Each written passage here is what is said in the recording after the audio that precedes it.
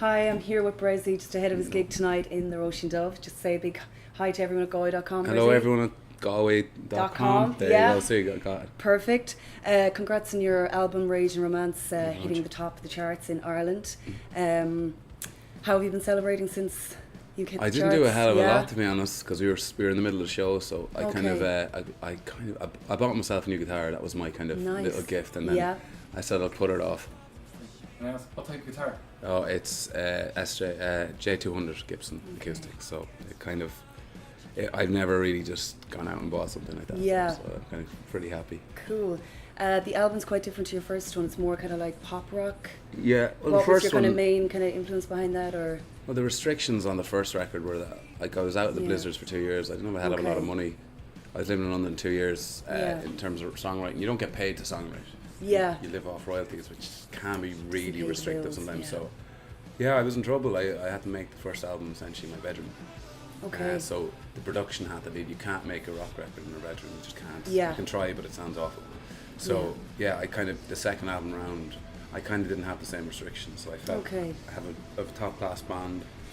You know, we all know how to play our instruments. Yeah. Let's get in and make an organic record, and that's what we did. You produced it all in London, didn't you? I co-produced it. Yeah, you co-produced. Yeah. Sorry, yeah. Elliot James was it from Two Door Cinema Club fame as well. Yeah, he's a genius. I think he just lets you be who you are, and the thing I like about Elliot is that he's produced bands like the first Block Party album, and very some left to centre stuff, but also very poppy stuff. Yeah, he knows how to kind of suit the artist. Weave it in. Very good. The flagship song then, Show Me Love.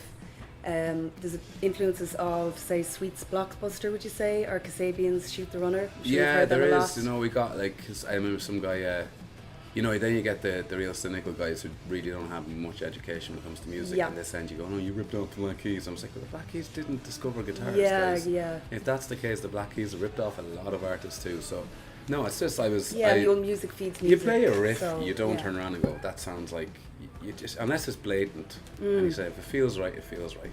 You know, that's the way I would write music. But you know, I think with the Blockbuster thing is definitely there is an element of glam rock in Show Me Love, definitely. There's a great feel to it. Yeah, and I ironically was living where T-Rex was born, on the street he was born on, that album, which I only found out after I wrote it. So. That's nice, yeah. Bit of a tie in there. Yeah.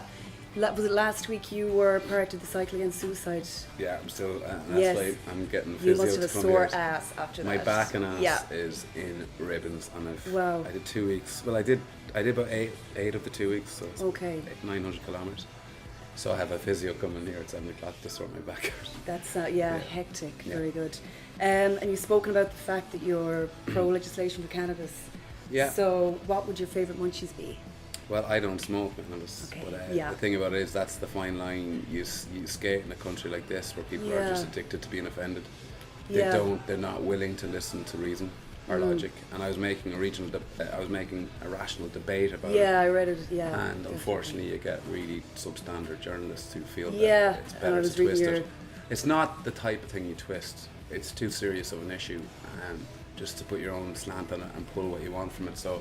You know, guys like that, I've no time. I'll never set foot in a room with him again. That journalist, I've never given him an interview because he's a pretty terrible journalist. So I just leave him be at it. So if he wants to belittle what is quite a serious issue, and you know, show off his journalistic ability, then it's up to him.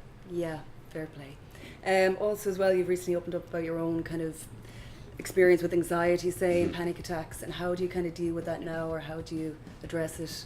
Well, I've had them since I was 15. Yeah. I have general anxiety disorder, which is basically, it wouldn't be so much panic attacks, it's just a constant level of anxiety. Yeah. And I've dealt with it all my life, but now I've got to the point where I'm relatively able to control it, which is an incredible place to be. Yeah.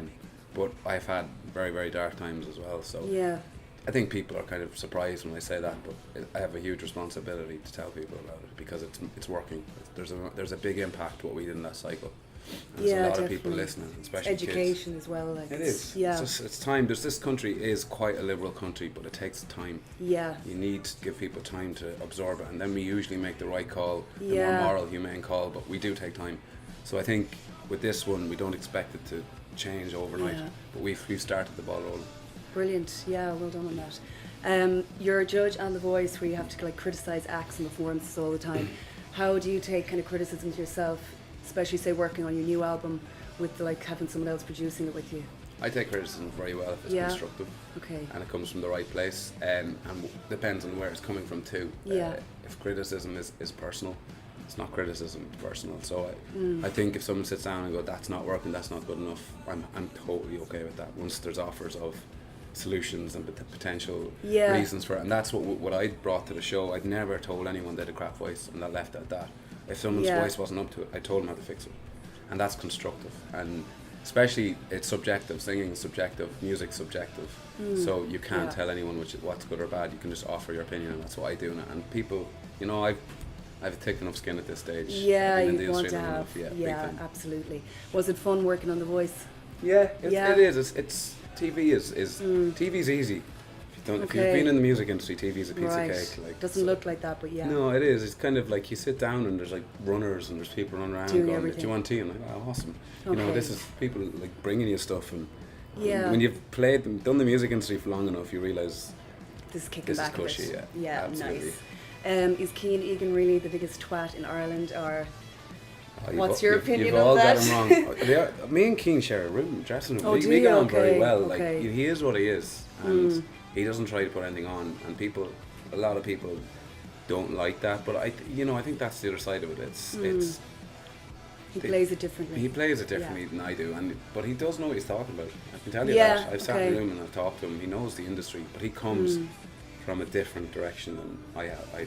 Yeah. And that's Yeah, well, it's he more went to the boy band manufactured, school yeah. of Harry Potter, boy Yeah. band school thing, and calls all the girls babes and stuff. So that's his thing. Yeah. So, but I The other side of yeah, it. if I called any of my sisters babes, I get a kick Slap, in yeah. the arse. Yeah. What's about the rumours of you and Jamelia? Is there? Oh, that's a great one. Yeah. Yeah, that's- I think it is too, because I think it's Yeah. more of a smoke screen for yourself and Oh, there's- Catherine Thomas. There's or, the Smoke Captain Yeah. Thomas one's been thrown in there. I put a picture up just of me and her at the VVIPs where she kind of jumped me and Okay. came up on stage. You which do seem to have a bit of is- chemistry on the show. I we get on really, Yeah. really well, but I think the thing about it is it's just, at this point in doing what I do in the profile, you can't talk to anyone without all of a yeah, sudden, links or having kids and pregnancies and course. marriage and all sorts. yeah, It's just, the joys. it amuses me immensely, I have to say. Yeah. Yeah. Cool. Well, listen, it's been great chatting to Bressie. Thanks a lot. I wish you loads of luck tonight. Obviously, the Roisin is a great gig here. You've played here before. Yeah. So it's great seeing you, and best of luck with all your other endeavours, and Pleasure. have a great one. Thank you very much. Yeah. Cheers, guys.